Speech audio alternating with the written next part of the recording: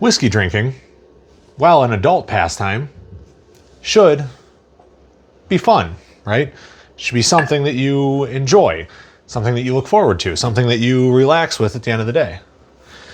Unfortunately, you've got people in basically every realm of collecting that are going to ruin it for you. And whiskey's no different, guys. It's not. So what I want to do is I want to talk about the four biggest types of guys in the whiskey world, whiskey collective, that tend to ruin it for newbies. So we're gonna talk about that. Let's roll that intro.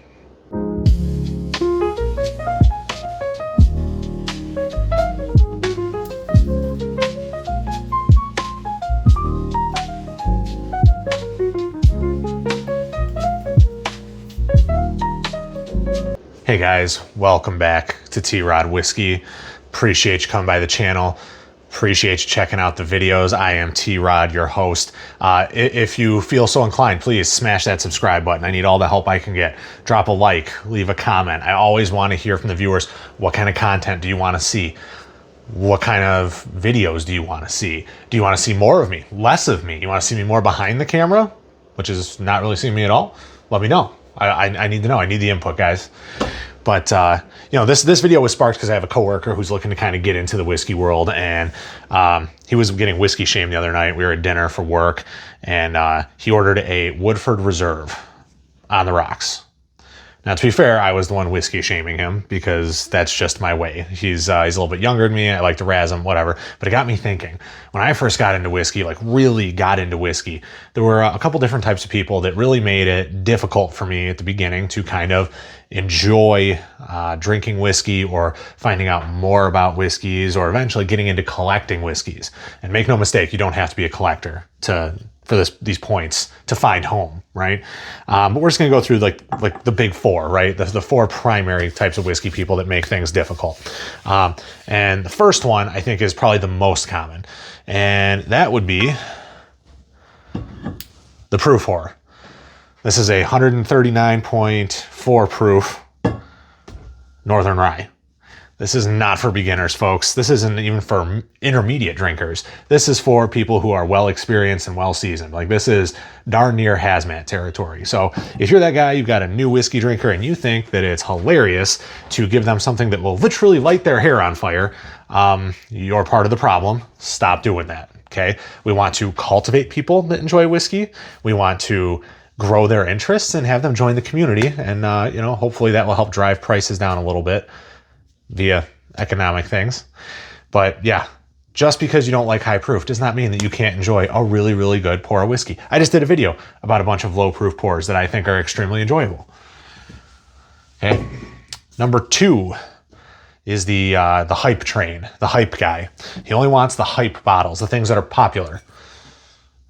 Weller Full Proof, You come into my speakeasy, there's 1,000 bottles to choose from, 1,000 really good bottles, very well-crafted bottles, very unique from all over the country, all over the world, in fact. And the only thing that you seem to be interested in is the Buffalo Trace products.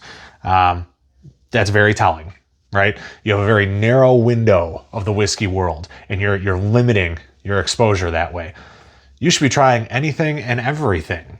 Whiskey comes in all different forms, colors, styles. I mean, God, guys, the world is your oyster, literally.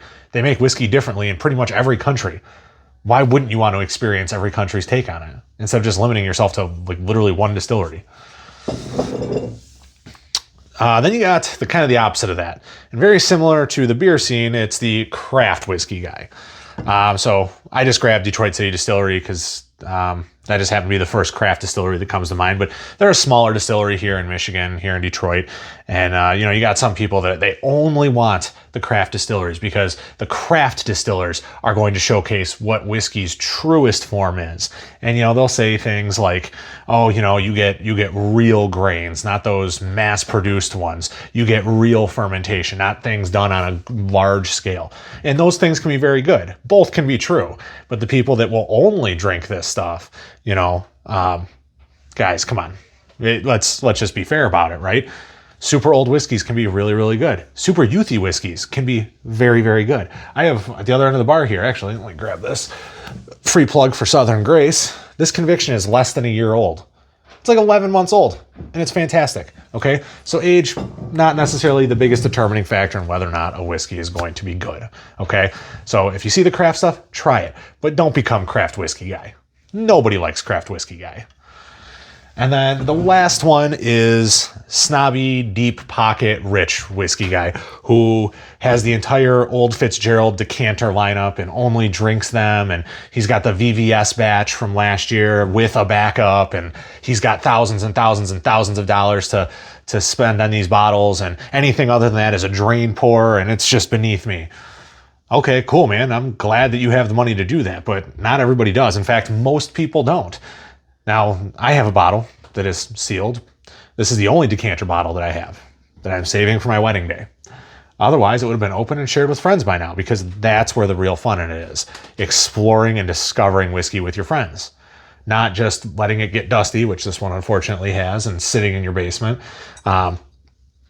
It's about the experiences with people, right? There's always going to be another bottle of really old, really expensive whiskey. So, you know, our time here is limited. It's fleeting.